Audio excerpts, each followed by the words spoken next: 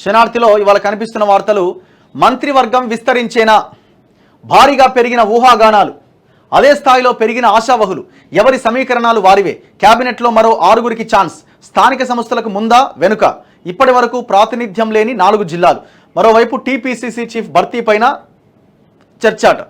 So మొత్తము 18 మంది మంత్రులు ఉండాలి కేబినెట్లో. అంటే మనకున్న 119 నియోజకవర్గాలు, ఎమ్మెల్యేలు, అసెంబ్లీ ఇదంతా లెక్క చూసుకుంటే మనకు ఉండాల్సిన సంఖ్య 18.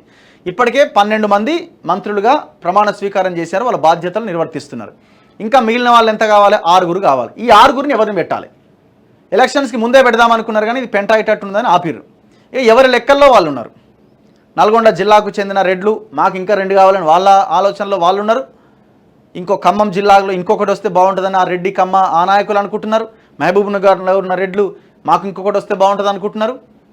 కానీ బీసీలకు ఇంకొక 2, 3 ఇద్దాం, ఎస్సీలకు అవసరమైతే ఇంకొక 2 ఇద్దాం, ఈ ఆలోచన మాత్రం గవర్నమెంట్స్కి వస్తుందని అయితే నేను అనుకుంటలేను.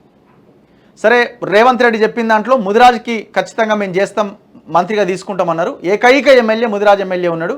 మరి ఆయనకి ఇస్తారా లేకపోతే కొత్త ఆయన ఎవరికైనా తీసుకొని ఇస్తారా?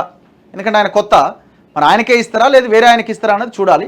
ఎందుకంటే ఆయన ఇచ్చిన మాట ఉన్నది కాబట్టి ఒకటి ముదిరాజుకి ఇచ్చే అవకాశం ఉన్నది. ఇక మిగతా ఏమైతే అన్నది చూడాలి.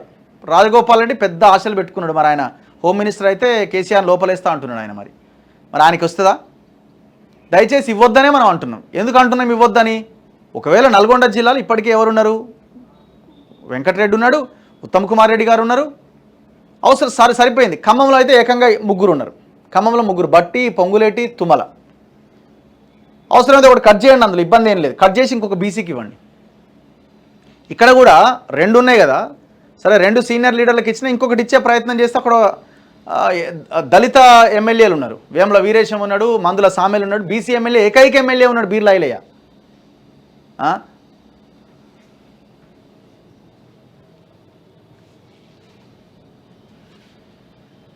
సో ఇట్లా ఈ 6గురు మంత్రి పదవి ఎవరికి ఇస్తారన్నది ఇక్కడ కీలకంగా మారింది. ఏదేమైనా వాళ్ళ వర్గాలకి వాళ్ళు న్యాయం చేసుకుంటారు తప్పకుండా. ఎందుకంటే మిగిలిన 6లో కూడా మీరు చూడండి, ఒక 2 ఖచ్చితంగా 2, 3 ఓసీలు ఉంటారు, గన్ షాట్కి ఉంటారు. మీరు చూడండి,